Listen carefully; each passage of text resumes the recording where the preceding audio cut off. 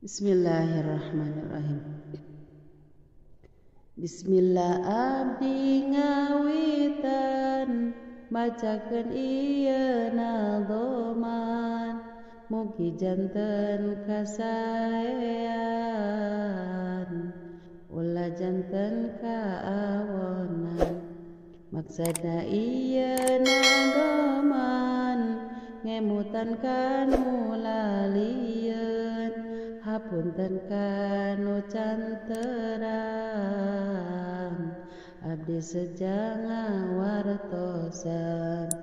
Eling-eling para istri masing nyaah kana diri tutup orat masing buni eta teh parentah Gusti.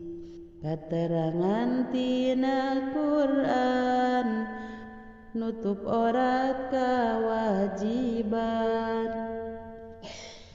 pikeun istri anu Islam pamaket ge teu kasingsal.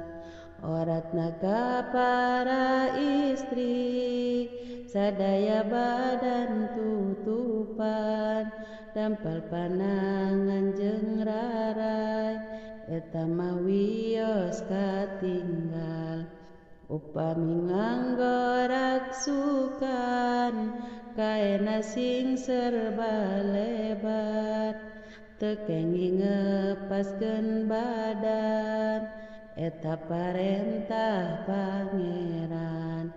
Ayeuna tos akhir zaman seueur istri kaleuwihan nutup badan sakahaya nganggo acup dapon nyangsang. Istri di zaman kiwari niru-niru kalalaki nganggo acup mani nyeksi narik birahi lalaki.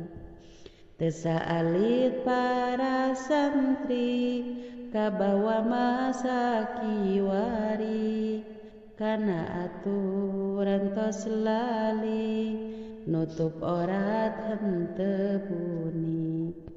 Taya hukum nu miwarang nutup orat sakahaya nganggo calana pas-pasan oratna kapendakan.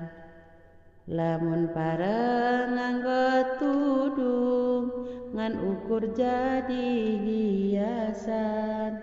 Lamun pareng nganggo tudung pedah rek pangaosan.